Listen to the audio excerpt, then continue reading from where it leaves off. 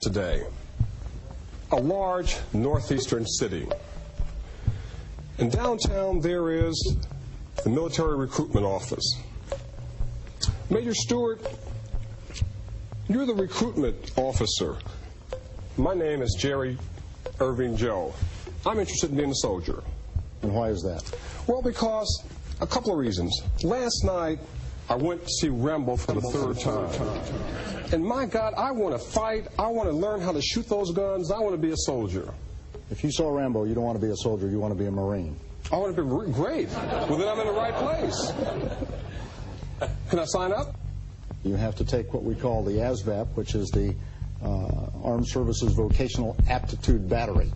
And that examination is a qualifying examination. If you pass those, then we're going to send you off for a physical examination to ensure that you meet the basic physical qualifications. I'm going to do a police check on you. We'll tie all of that together to ensure that what you're telling us and what appears to be true is in fact true, that you are qualified for enlistment. Then we will contract you, send you off to boot camp, and make you a Marine. Mr. Downs, I make it through all the tests, and now I'm ready to go to boot camp. And lo and behold, you're my drill sergeant. I got you. What do I expect the first day? A day of misery. I'm going to break you down. I'm going to make you afraid of me. I'm going to make you understand that discipline is the bottom line. And I'm going to make you understand that what I say is law. We're going to start right with the basics. I'm not going to take any backlift from you. And I'm going to explain how we're going to do things from now on. Because one thing that I do want you to do when you graduate from basic training, and you will do that, is that you're going to understand the chain of command. You're going to understand your role and what you're supposed to be doing. And when someone gives you an order, you're to follow it. I'm supposed to learn how to follow orders. Absolutely. All the time. Absolutely. I don't want any questions from you. You are mine. And if you don't want to face that fact, we don't want you. Well, we're not going to let you chicken out. No, sir. We're going to put you through every pace that we can put you through. We're going to make a soldier out of you. What kind of weapons am I going to learn how to use? The M16, the grenade, the bayonet, a little hand-to-hand. What do you mean hand-to-hand? Hand-to-hand combat is part of it. Just learning how to deal with an enemy when you no longer have any weapons. So this is self-defense? Self-defense, or actually any aggressive activity you have to take. Why, we want you to be able to take care of yourself and kill the enemy. Wait. Now, you want me to take some aggressive action? I'm going to initiate something? That's what this is all about. I came here to protect and to defend. That's correct. But there will be times when you're going to have to take the aggressive action. When you are being attacked, that's defense. To protect yourself, that's offense. Now, what about this bayonet training? Well, we'll teach you the basics of how to fix bayonets, how to use it against the enemy to kill them, and how to take care of it. Why do we have bayonets on rifles? You got the rifle, why not shoot? That's what we prefer, but when you run out of ammunition, or if the enemy overruns you, you don't have time to reload, you've got to use an entrenching tool, whatever is at hand to protect yourself and your men around you, and to regain the initiative. It sounds like you're teaching me to become a killing machine. Oh, absolutely. I've not got you in here for any other purpose. We have the basics, certainly, but the bottom line of what you're to do is to kill men and take ground. And that's what I should learn through basic training. You're going to learn how to accomplish that, and part of that is discipline, and you're going to have to learn not to question it, because there is a purpose behind our orders. And there may be a purpose that tells me to kill without questioning. There may come a time when that would be necessary, and you've got to realize that. Colonel Tatum, you're the chaplain. I've just finished basic training, Lieutenant Downs. I'm a little worried. I came into this training and this interest in being in the military thinking that I wanted to be Rambo, that I wanted to learn how to kill, I wanted to use guns. And that was fine until toward the end of basic training. We had bayonet training, and everything changed. These silhouettes, these targets became real to me.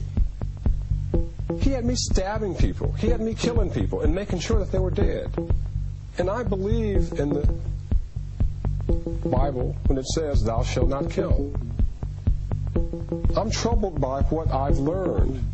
I'm troubled by the fact that now, after 6 weeks, I think I can kill a man. Is that right? First thing we're going to do is we're going to sit down and talk about it. And we're going to talk about your understanding of what that verse means, "Thou shalt not kill." Well, what does it mean? Well, I think most would interpret that to mean you will not, as an individual, premeditate to take a life. Okay. And I think that's different than acting on behalf of a recognized government that has gone to war. Well, we're not in war yet. We were in training he's talking about. He's going to teach me how to kill. Well, I certainly hope you're not going to run out on the streets and practice your training. That any time you put that training into practice, it's going to be because your nation has declared war on an aggressor. And you've been put in that war in order to defend the nation, or to at least defend some innocent people off in another land. Will God forgive me if I kill to defend my country? I believe He will.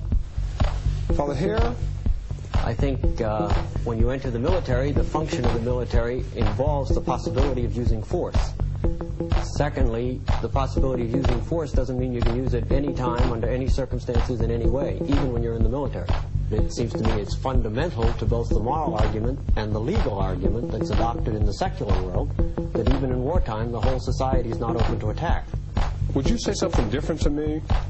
G.I. Joe, I've just finished basic training, and I'm concerned about this thought of having to kill another man. Mm-hmm. I think it is good that you have the thought that killing one single individual is an awesome action. I think, secondly, I understand the nature of military discipline. I understand why it must be cast in the terms in which it's been put to you. But I also would put to you the added fact that the post-World War II Nuremberg judgment says you can't follow every order under all circumstances just because somebody gave you an order. And so I want enough of that individual identity left within you that at some point in time you could say no to an order. Lieutenant Downs? He better not say no to my order.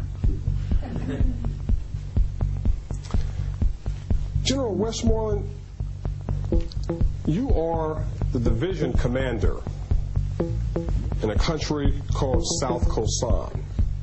South Khorasan happens to be a democratic government that we have a treaty, a mutual defense treaty with. And South Khorasan has been in battle with North Khorasan for some period of time. This morning, the North Khorasanese launched a provocative attack into South Khorasan. They crossed the border. There was an ongoing attack in South Khorasan. In fact, one of your battalions is completely wiped out, and 2 others have been hit very seriously. You are losing men fast. What can you do? Well, we must assume that the military chain of command would be alerted to this possibility, and that we would have full authority to fight back because we would be the defenders against an aggressor. So what I would do is to maneuver my troops in order to try to destroy those elements that cross the border. Now, does that mean you can cross the border into North Khorasan? Not without political authority. Would you like more authority to make military decisions and not have to wait until it goes up the chain of command? Well, the local commander does have the prerogative of deploying his troops and fighting off an attack. And that's what you'll do? Now, my guess is that I would need reinforcements, and that request would be known loud and clear to the authorities in Washington. Mr. Jennings, you get a call about this attack, but you don't get much information. All you get is 10 minutes to 6, and you go on the 6 o'clock news.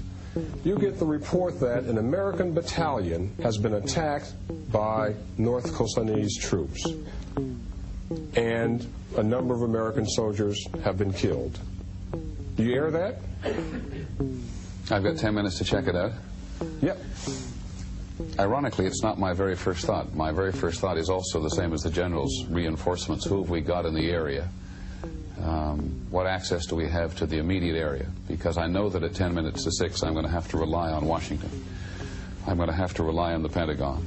But the very basic thing I want to know is quite simple. Has the attack occurred? Today.